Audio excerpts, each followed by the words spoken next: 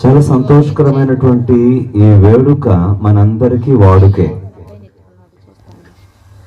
ప్రతి సంవత్సరం ఈలాగున ఈ వేడుకను కలిగి పరమార్థం ఆ దేవదేవుని అద్భుత మానవాళిపై కలిగి ఉన్నటువంటి ప్రేమా సంకల్పాన్ని మరలా నెమరు వేసుకొని ఆయనను మనసారా ఆరాధించడం, స్తుతించడం, తనివి తీరా ఆయనకు కృతజ్ఞత తెలియజేయడమే ఈ క్రిస్మస్ యొక్క అద్భుత అంతరార్థం.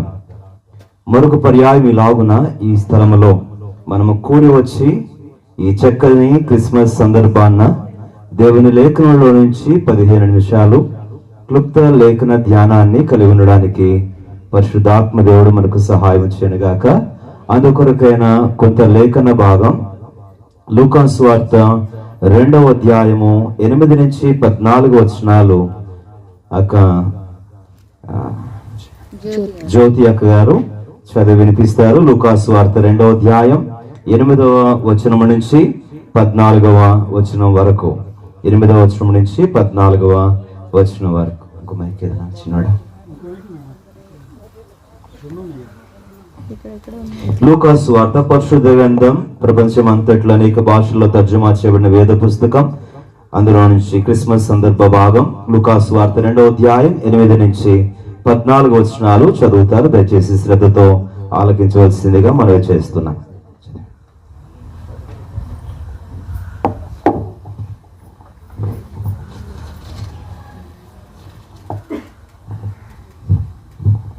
సర్వోన్నతమైన స్థలములలో దేవునికి మహిమయు ఆయనకి ఇష్టలైన మనుషులకు భూమి మీద సమాధానమును కలుగునుగాక అని దేవుని స్తోత్రం చేయుచుండెను.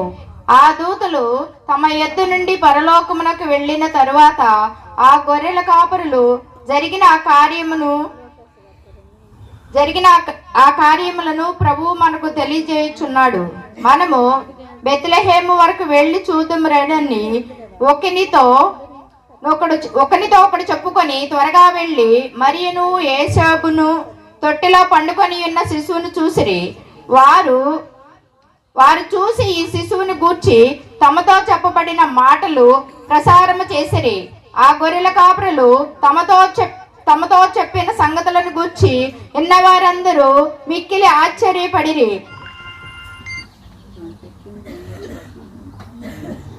8వ వచనం నుంచి ఈ అద్భుతమైన సంకల్పము మాట జ్ఞాపకం చేస్తున్నాను. క్రిస్మస్ సందేశము అని అంటే శాంతి సందేశము అని ఖచ్చితంగా చెప్పవచ్చు. Christmas message will be defined as message of piece. అంతేకాదు ప్రేమ సందేశము అని చెప్పవచ్చు. క్రిస్మస్ సందేశము ఇది శుభ సందేశము. ఎందుచేత అని అంటే అనేకులకు సంతోషకరమైనటువంటి వర్తమానం, పరలోకము నుంచి మానవులకు వినబడిన వర్తమానం. ఒక మానవుడు మరొక మానవునికి ఈ ఒక మంచి మాట చెప్తేనే అది శుభవార్త అయితే, పరలోకమే లోకానికి చెప్తే ఆ వార్త, ఆ వర్తమానం మరింత మంచి వర్తమానం అవుతుందో ఆలోచన చేయండి. ఏ మెసేజ్ అయినా కూడా, ఏ వర్తమానమైనా కూడా సరైన సమయానికి సరైన దగ్గర నుంచి సరైన వ్యక్తికి వస్తే అది ఖచ్చితంగా కొంత ప్రభావాన్ని చూపిస్తుంది. కొన్నిసార్లు కొన్ని వర్తమానాలు మనకు సంతోషాన్ని కలిగిస్తాయి, కొన్నిసార్లు కొన్ని మెసేజ్లు మనకి భయాన్ని పుట్టిస్తాయి. ఒకసారి ఒక ఆయన తన భార్యను విమానాశ్రయంలో విడిచిపెట్టాడు. విమానాశ్రయంలో తన భార్య విమానం ఎక్కింది, తాను ఇంటికి వచ్చాడు.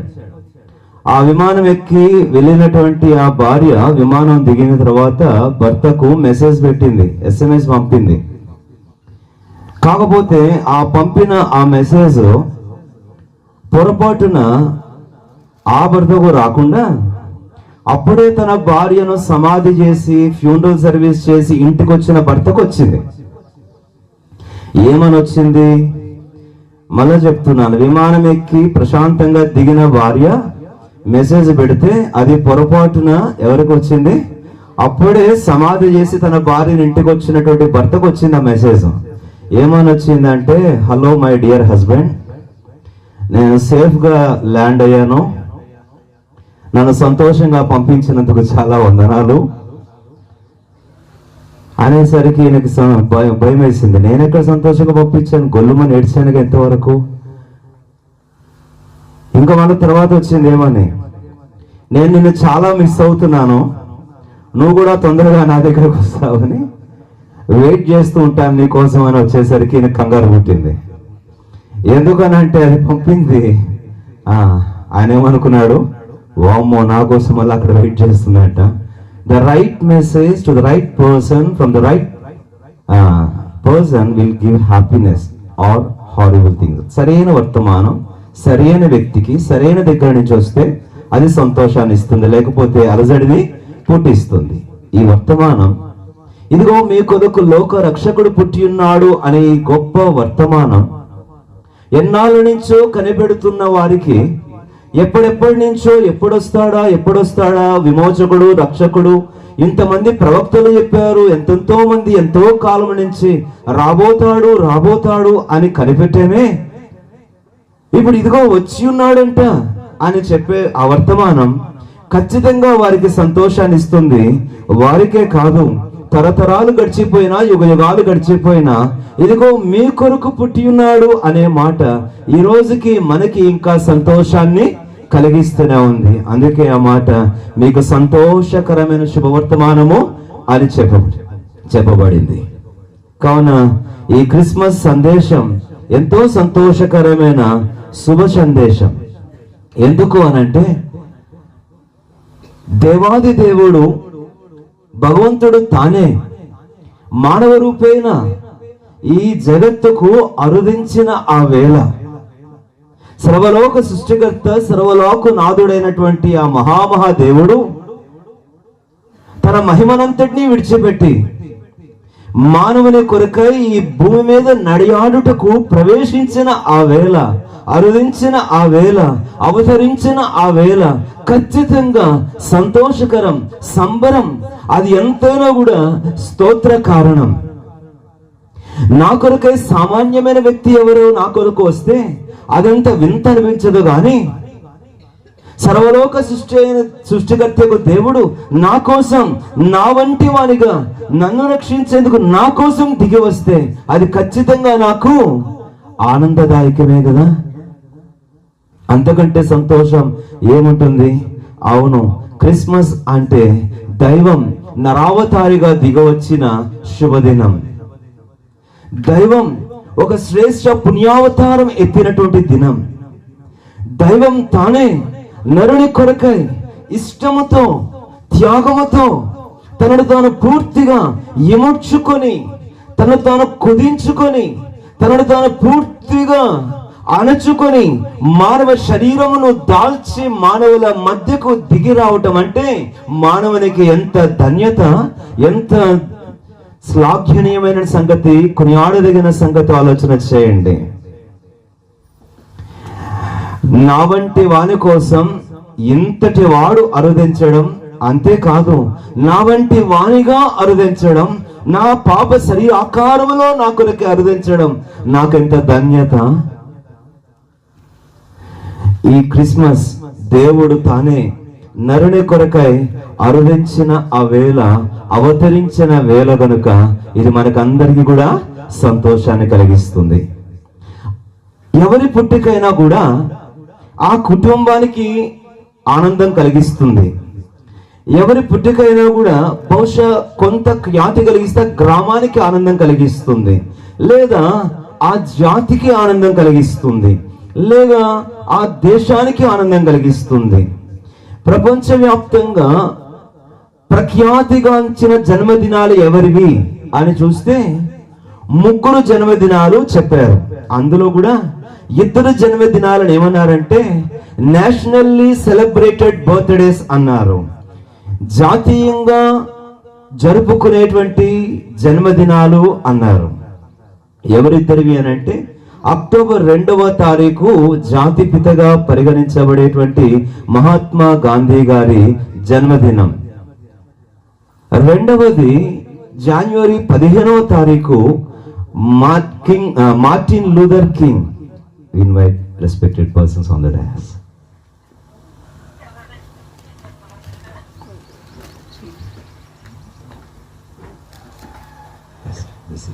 Thank you. రెండవ పుట్టినరోజు ఎవరిది నేషనల్లీ సెలబ్రేటెడ్ అని అంటే January 15th Martin Luther king junior యొక్క జన్మదినం సెలబ్రేట్ చేసుకునేటువంటి నేషనల్ ఫెస్టివల్ గా పరిగణించబడింది. అయితే the only birthday which will be celebrated globally, అంటే అంతర్జాతీయంగా సార్వత్రికంగా విశ్వవ్యాప్తంగా వేడుక జరుపుకునే జన్మదినం ఎవరైనా ఉందా అని చూస్తే అది డిసెంబర్ 25వ తారీఖు ప్రభు అయిన యేసుక్రీస్తు వారి జన్మదినం అని మనము ఖచ్చితంగా చెప్పవచ్చు, ఎంచవచ్చు. ఇట్టి ఖ్యాతి కలిగినటువంటి సంభ్రమంతో కూడినటువంటి జన్మదినం ఆయనకు ఎందుకు లభించింది? ఎక్కడైనా ఒక దేశము ఒక భాష మాట్లాడేవారో, లేకపోతే ఒక నేషన్, లేక ఒక లాంగ్వేజ్, ఒక క్రీడ్, ఒక కల్చర్ సంబంధించినటువంటి వ్యక్తులకు సంబంధించిన జన్మదినం వారి వరకే పరిమితమవుతుంది. కానీ not only nationally or internationally but globally, సర్వ విశ్వవ్యాప్తంగా సెలబ్రేట్ చేసుకునేటువంటి ఇంత ప్రఖ్యాతి కలిగినటువంటి జన్మదినం ఎవరిది అని అంటే అది యేసుక్రీస్తు వారి జన్మదినం అని చరిత్ర ఖచ్చితంగా మనకు తెలియజేస్తుంది. ఇట్టి శ్రేష్టమైన జన్మదినం ఎందుకు ప్రపంచమంతా అనంటే ఆయన ప్రపంచమంతటికి చెందినవాడు గనక ప్రపంచమంతా దానిని వేడుకగా జరుపుకుంటుంది. ఒక ముఖ్యమంత్రి ఉంటే ఆ ముఖ్యమంత్రి ఆ రాష్ట్రములో ఉన్నటువంటి అందరికీ తాను ముఖ్యమంత్రిగానే ఉంటాడు. ఎవరో ఒక్కరికి, ఒక సెక్ట్కి మాత్రమే పరిమితము కారు కదా. ఒక ప్రైమ్ మినిస్టర్ ఉంటే ఆ ప్రైమ్ మినిస్టర్ ఆ దేశంలో ఉండేటువంటి అన్ని స్టేట్స్ కు కూడా తాను ఖచ్చితమైన అధికారి అయి ఉంటాడు, నాయకుడు అయి ఉంటాడు. ఎవరికి కూడా ఎలాంటి డిఫరెన్షియేషన్స్ ఉండవు కదా, వీరికి మాత్రమే వారికి మాత్రమే అని కేటాయించారు కదా. అలాంటప్పుడు తాను దేవుడైతే దేవుడు తాను సర్వ మానవాళికి సంబంధించిన వాడే అవుతాడు, గాని ఎవరికో కొందరికి మాత్రమే పరిమితమైన వాడు ఖచ్చితంగా కాడు కదా. అలాగనే ప్రభువైన యేసుక్రీస్తు వారిని గురించి కూడా లేఖనం సెలవిస్తుంది. యేసుక్రీస్తు అందరికీ ప్రభువు అనే లేఖనము సెలవిచ్చింది. కనుక ఇటు శ్రేష్టమైనటువంటి క్రీస్తు జన్మదినాన్ని పురస్కరించుకొని ఎందుకొరకైనా సంతోష సంభ్రమాశ్చర్యాలతో ఆనందపు వేడుకగా జరుపుకోవడానికి విచ్చేసిన మీ అందరికీ కూడా మరొక్కసారి శుభాశిష్యులు, శుభాకాంక్షలు తెలియజేస్తున్నాను. My heartful greetings to all for this Christmas celebration. మరొక మాట జ్ఞాపకం చేసి కొన్ని నిమిషాల్లో ఈ సందేశాన్ని ముగిస్తాను. క్రిస్మస్ గురించి లేక క్రీస్తు జన్మమును గురించి ఆధారాలు కలవా? What are the proofs of the birth of Christ? క్రీస్తు జన్మమును గుర్చినటువంటి ఆధారాలు ఏమిటి అని అంటే రకరకాల ఆధారాలు మనము చూడవచ్చు. క్రోనాలజీ అనగా కాలమానమును బట్టి చూస్తే క్రీస్తు జన్మము అనేది ఈ ప్రపంచ కాలమానాన్ని రెండు భాగాలుగా విభజించింది. క్రీస్తు పూర్వం, క్రీస్తు శకం అని ప్రపంచ కాలమానాన్ని ఈ క్రీస్తు జననం మరి విభజించింది. Thank you sir. ఇలాగున ఈ అద్భుతమైన క్రీస్తు జన్మము క్రోనాలజీ కాలమానమును బట్టి నిర్ధారితమైనది అని చెప్పవచ్చు. అంతేనా? ఇంకా చెప్పాలంటే క్రీస్తు జన్మమును గూర్చినటువంటి ఆధారం లేక నిరూపణను గుర్తు చూస్తే ఆర్కియాలజీ ప్రూఫ్స్ మనం కలిగి ఉన్నాం. అంటే భౌగోళిక నిరూపణలు కలిగి ఉన్నాం.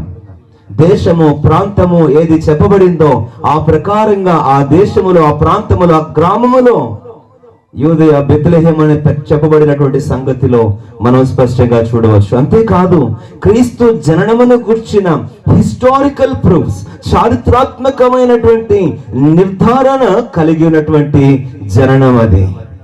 అది యూదా దేశపు లెక్కలలో, జనాభా లెక్కలలో మాత్రమే కాదు గాని సీజర్ అగస్టస్ అనేటువంటి రోమా చక్రవర్తి కాలంలో తీసుకొనబడినటువంటి సెన్సస్ జనాభా లెక్కలలో క్రీస్తు జన్మ సంబంధమైనటువంటి లెక్కల కాలమును గురించి ఖచ్చితంగా ప్రస్తావించబడినటువంటి ఆధారితమైనటువంటి నిర్ధారణలు కలిగి ఉన్నాం. కాబట్టి క్రీస్తు జననము అనేది ఇన్ని రకాలుగా కూడా అది క్రోనాలజీ కాలమానాన్ని ప్రకారంగా చూసినా, అది ఆర్కియాలజీ పురావస్తుని బట్టి, శాస్త్రాన్ని బట్టి చూసినా, లేక అది హిస్టారికల్ గా ప్రూవ్ చూసినా, చారిత్రాత్మకమైన ఆధారాలు చూసినా, ఇంకా చెప్పాలంటే క్రీస్తు జననమును గూర్చినటువంటి నిర్ధారణ ఆస్ట్రాలజీలో కూడా, ఖగోళ శాస్త్రములు కూడా మనం ఖచ్చితంగా పరిగణించవచ్చు. ఈ ఖగోళ శాస్త్రపు నిర్ధారణ ఆ ఉదయించిన నక్షత్రమును గురించి ప్రస్తావించబడింది. ఇది not only Christian scholars but also non Christian scholars కూడా దీనిని గురించి నిర్ధారించారు. క్రీస్తు జనన సందర్భములో ఉదయించిన నక్షత్రమును గురించి ఖగోళ శాస్త్రజ్ఞులు దానిని నిర్ధారించిన సంగతిని, ఆ కాలమానములో ఉదయించిన 3 నక్షత్రములు వింతైన నక్షత్రములు, వాటిలో ఒక విశిష్ట నక్షత్రమును గూర్చి వారు చరిత్రలో, వారి సైంటిఫిక్ భాషలో వారు నిర్ధారించారు అని ఖచ్చితంగా చెప్పవచ్చు. అంతేకాదు క్రీస్తు జననమును గూర్చిన నిర్ధారణ లేఖనపు సారం, అనగా లేఖనము అని అంటే చేతిలో ఇవ్వబడినటువంటి ఈ బైబిల్ గ్రంథం 66 పుస్తకాల సంపుటి. ఈ 66 పుస్తకాలు డిఫరెంట్ కాలములలో, తరాలలో వివిధమైన వ్యక్తులు రాసినటువంటి గ్రంథం. ఈ గ్రంథములో ఆయా వేరు కాలాలలో బ్రతికినటువంటి ప్రవక్తలు పుట్టబోయేటువంటి ఆ శిశువును గూర్చి, యేసును గూర్చి ఎప్పుడెప్పుడో ప్రవచించిన ప్రవచనాల ఆధారాలు, మాన్స్క్రిప్ట్స్.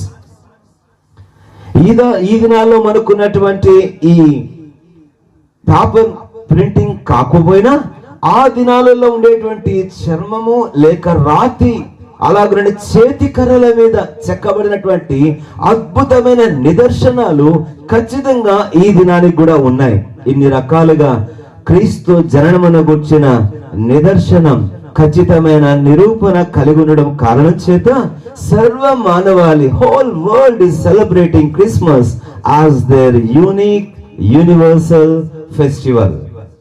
సర్వలోకము కూడా ఈ క్రిస్మస్ ను ఎంతో అద్భుత, అసమాన, అద్వితీయ, ఆనందభరిత వేడుకగా వారు సెలబ్రేట్ చేసుకుంటున్నారు.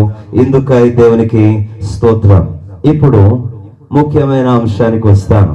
మరొక 5-10 నిమిషాల్లో ఇవన్నీ మీకు జ్ఞాపకం చేశాను. ఎందుకు ఈ క్రిస్మస్ ఇంత ధన్యకరమైనదిగా ఎంచబడుతుంది, దాని నిరూపణలేంటి, దాని సంగతి ఏంటి, కారణం ఏంటి అని. ఇప్పుడు క్రీస్తు జన్మించడం ఉద్దేశం ఏంటి? What are the reasons or the purpose of the birth of Christ? క్రీస్తు జన్మ యొక్క కారణం ఏంటి? అసలు ఎందుకు పుట్టాడు? దైవం మానవ రూపేణ ఎందుకు జనించవలసి వచ్చింది? దైవం ఈ లోకములో ఎందుకు అవతరించవలసి వచ్చింది? ఎందుకు మానవావతారం ఆ దేవుడు పుచ్చుకోవలసి వచ్చింది? దైవ అవతారములోనే తాను ఉంటే సరిపోదా? ఆత్మావతారములోనే తాను ఉంటే పని జరగదా? ఎందుకు మానవ శరీరాకారం తాను దాల్చవలసి వచ్చింది? Why God has taken this human form? Why he has taken participation in the blood and flesh? ఎందుకు రక్తమాంసములలో పాలివాడయ్యాడు అనే కారణాలు మాత్రం జ్ఞాపకం చేస్తాను. మొట్టమొదటిది, ఎందుకు క్రీస్తు ఈ లోకమునకు అరుదించాడు లేక జనించాడు అనంటే, he born to bless. తాను దీవించడానికే జన్మించాడు. అపోస్తలుల కార్యముల గ్రంథములో, బైబిల్ గ్రంథం 3వ అధ్యాయములో అద్భుతమైన ఒక చక్కని మాట రాబడిందండి. అపోస్తలుల కార్యముల గ్రంథం 3వ అధ్యాయం 16వ వచనం. దేవుడు తన సేవకుని పుట్టించి మీలో ప్రతి వానిని వాని దుష్టత్వము నుంచి మిమ్మల్ని ఆశీర్వదించుటకు ఆయన మొదట మీ యొద్దకు పంపెను. To bless you. God has sent his son into this world, born to bless. దీవించుటకే జన్మించాడు ప్రభువైన యేసుక్రీస్తువారు. మానవుడు ఆశీర్వదించబడడం, మానవుడు దీవించబడడం దేవుని ప్రగాఢమైన వాంఛ. మానవుడు తన జీవితంలో భౌతికంగా దీవించబడడం మాత్రమేనా దేవుని కోరిక అంటే, భౌతికంగా మెటీరియలిస్టిక్ బ్లెస్సింగ్ మాత్రమే కాదు, కానీ దేవుని ఆశ ఏంటంటే ప్రతి మానవుడు ఆధ్యాత్మికంగా దీవించబడాలి. స్పిరిచువల్ బ్లెస్సింగ్, ఆత్మీయ అంతరంగ ఆశీర్వాదం మానవునికి ఇవ్వాలి అనే వాంఛతో దేవుడు తానే మానవుని కొరకు ఈ లోకములోనికి మానవ శరీరములో అరుదించాడు. Is it not a great and glad thing? ఇది సంతోషకరమైన గొప్ప సంగతి కాదా?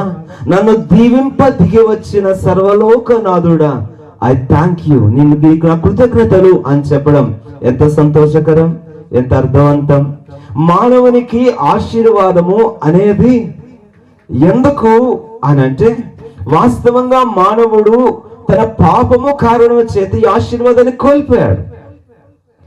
దేవుడు మానవుని తన చేతులతో సృష్టించిన నాడు దేవుడు ఆశీర్వదించాడు.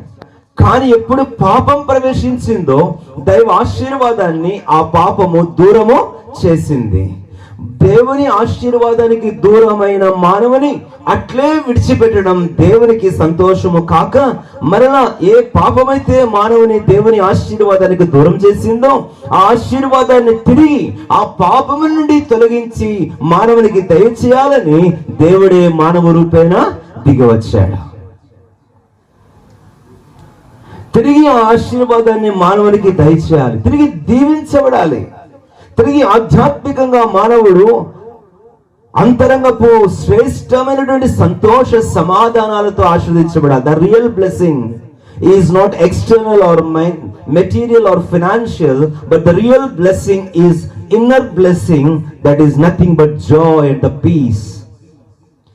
సంతోషము సమాధానము అనునవే నిజమైనటువంటి ఆశీర్వాదం మానవుడు అనుభవించాల్సినవి. వస్తుపరమైనటువంటి ధనపరమైన బంగారుపరమైన లేక ఏదైనా ఎక్స్టర్నల్ బ్లెస్సింగ్స్ ఉండొచ్చు, కానీ ఇవేవి కూడా నిజంగా ఆశీర్వాదం అని ఎంచబడవు. అధికారము నెమ్మదినియలేకపోతుంది, ధనము నెమ్మదినియలేకపోతుంది, పాపులారిటీ ప్రఖ్యాతి నెమ్మదిని అంతరంగపు నెమ్మదిని ఇవ్వలేకపోతుంది, నిజమైన సంతోషాన్ని ఇవ్వలేకపోతుంది. ప్లెజర్స్ భోగాలు నిజమైన సంతోషాన్ని నెమ్మదిని మానవునికి ఇవ్వలేకపోతున్నాయి. ఒకసారి అడిగి చూడండి, who is the happiest person on the earth? నిజమైన సంతోషకరమైన ధన్యజీవి ఎవరు అని అడిగి చూడండి. ద మోస్ట్ రిచెస్ట్ పర్సన్, చాలా ఐశ్వర్యవంతుడు, తనకున్న ఐశ్వర్యం అంతటిని బట్టి ధనము కలిగిన వాడు సంతోష జీవి అంటే కాదు అని ఖచ్చితంగా చెప్తారు. ఎందుకు అనంటే, మీరు ఎరుగుదురు చాలా ధనవంతులైన వారు కూడా ఆత్మహత్యలు చేసుకున్నారు.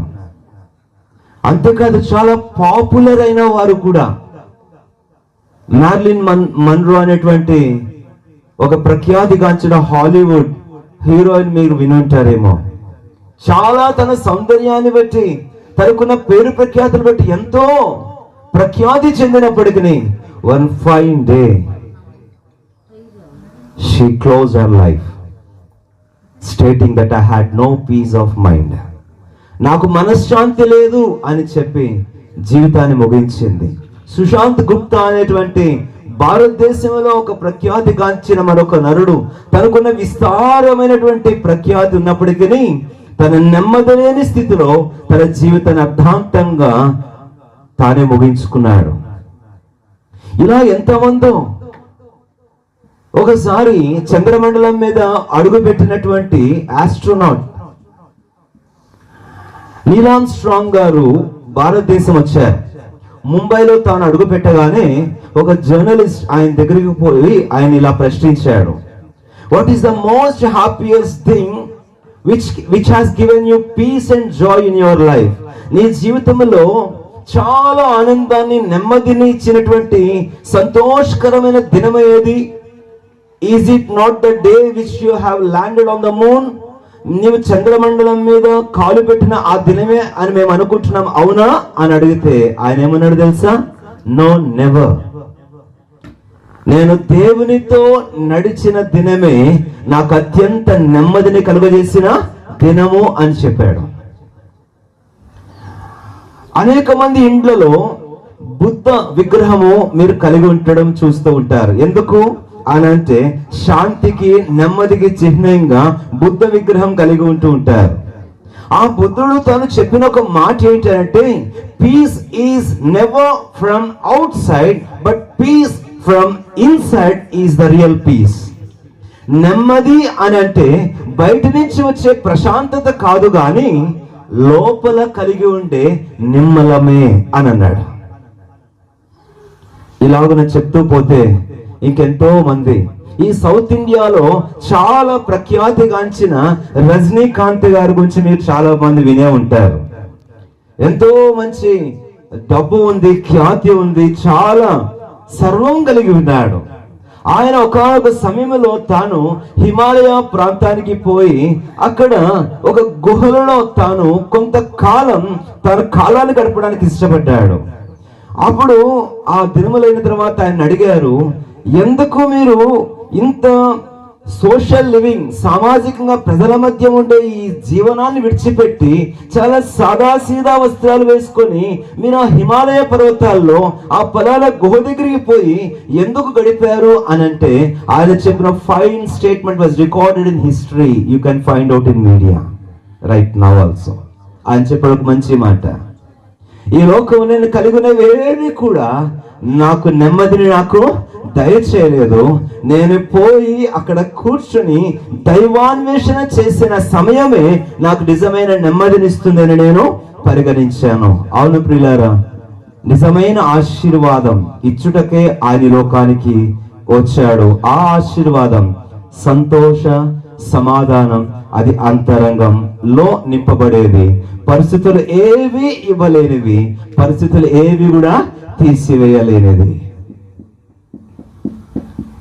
ప్రతి ఒక ఇంగ్లీష్ వేదాంతి ఒక మాట అన్నాడు, ఒక స్టేట్మెంట్ చెప్పాడు. ఏమనంటే, every human is having a God shaped vacuum in their heart. ప్రతి మానవుడు తన హృదయములో దైవం ఆకారములో ఒక శూన్యం కలిగి ఉన్నాడు. ఆ శూన్యాన్ని దైవమే తప్ప ఏది కూడా రీప్లేస్ చేయలేదు. ఆ గాడ్ షేప్డ్ వ్యాక్యూమ్, దైవం ఆకారములో ఉన్న ఆ శూన్యం ప్రతి మానవుడి హృదయంలో ఉంది. అక్కడ డబ్బు పెట్టినా అది ఫిల్ అవటంలే, అక్కడ పాపులారిటీ పెట్టినా ఫిల్ అవటంలే, అక్కడ పవర్ పెట్టినా ఫిల్ అవటంలే, అక్కడ ప్లెజర్స్ పెట్టినా ఫిల్ అవటం లేదు. అక్కడ దైవం ఉంటేనే కానీ ఏది కూడా ఆ స్థానాన్ని భర్తీ ఆ వ్యాక్యూమ్ అలాగే ఉంటుంది. భారతదేశంలో పుట్టినందుకు సంతోషిస్తున్నాను. ఎందుకంటే ఇది మతాలకు పుట్టినిల్లు అని చెప్పబడుతుంది. ఎందుకంటే ప్రతి మానవుడు కూడా దైవాన్వేషణ, దైవ చింతన కలిగిన వారిగా పరిగణించబడతారు. అధికమైన దైవ చింతన కలిగిన దేశాలలో భారతదేశం ఒకటి. ఎందుకు అనంటే ప్రతి భారతీయునికి ఒక ఆశ ఉంటది, నేను దైవముతో సంబంధం కలిగి ఉండాలి, నేను దైవముతో సమీపంగా నడవాలి, నేను దైవముతో సంభాషించాలి, దైవము నేను కలగలిసి బ్రతకాలి అన్న ఆశ కలిగి ఉంటారు. ప్రియమైన వారులారా, ఈ మధ్యాహ్న కాలం ఈ క్లుప్త సందేశంలో జీవము గల దేవుడు ప్రభువైన యేసుక్రీస్తు వారి లోకానికి అరుదించడానికి కారణం ఏంటంటే, ఆ శూన్యత హృదయములో తీసివేసి హృదయములో ఆయన ప్రవేశించి జీవితంలో కలిగి ఉన్న దైవముతో సంబంధము కొరకైన తపన ఆరాటం తీర్చి మానవుడితో సమీప సాంగత్యం, సంభాషణ, సహవాసము చేయాలని, మానవుడు కోల్పోయిన సంతోష సమాధానాన్ని దేవుడు తానే తిరిగి దయచేయాలని తానే లోకములో జన్మించాడు. ఇది అద్భుత కారణం.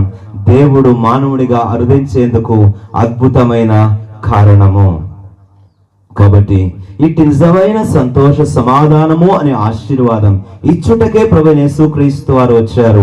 ఇట్టి సమాధానం, ఇట్టి సంతోషం నిజమైన ఆశీర్వాదంగా ఇక్కడ చేరవచ్చిన వారందరూ పొందాలని దేవదేవుని నామాన నేను ఎంతో వాంఛిస్తున్నాను. రెండవ కారణం ఎందుకు వచ్చాడు అని అంటే, ప్రభువైన యేసుక్రీస్తు వారి లోకములకి ఎందుకు అనుగ్రహించాడు అని అంటే హీ బోర్న్ టు లవ్. ఆయన ప్రేమించుటకు జన్మించాడు, దీవించుటకు జన్మించాడు. ఆ దీవెన ఏంటో చూసాం. ఆయన ప్రేమించుటకు జన్మించాడు. లోకములో ప్రభువైన యేసుక్రీస్తు వారు దైవం మానవ రూపేణ రావటములో దేవుడు మానవుని మీద కలిగి ఉన్న అపారమైన ప్రేమ ఎక్స్ప్రెస్ చేశాడు, ఎగ్జిక్యూట్ చేశాడు. ప్రేమ మాటల్లో వెళ్ళబుస్తే సరిపోదు, క్రియలలో చేతల్లో దాన్ని నిరూపించాలి. నేను మానవులను ప్రేమించుచున్నాను, నేను సృష్టించిన నా మానవులపై నాకున్నది ప్రేమ అని చెప్పడానికి తాను మాటల్లో మంత్రాల్లో చెప్తే సరిపెట్టబడదు అనుకున్నాడు. అందుకే దైవం మానవ రూపేణ మానవుల మధ్యకు దిగివచ్చి ఆ ప్రేమ అంతటిని కూడా మనపై ప్రదర్శించాడు. దేవుని వాక్యం బైబిల్ ఒక మంచి మాట చెప్తుంది. The familiar words in the Bible ఒక ప్రఖ్యాతి కాంచిన మాట. యోహాను 3:16 దేవుడు లోకమును ఎంతో ప్రేమించి ఏం చేశాడంటే తన కుమారుని మన కొరకు అనుగ్రహించాడు. ఆ కుమారుడు ప్రభువైన యేసుక్రీస్తు మన కొరకే జన్మించడమే దైవం మనపై కలిగి ఉన్న ప్రేమకు నిలువెత్తు నిదర్శనం. ఒకవేళ ఎవరైనా నిజంగా నన్ను స్వచ్ఛంగా నిస్వార్థంగా ప్రేమించేవారెవరైనా ఉన్నారా అని ఒకవేళ వెతికితే, here is a God who can love you unselfish, sacrificial.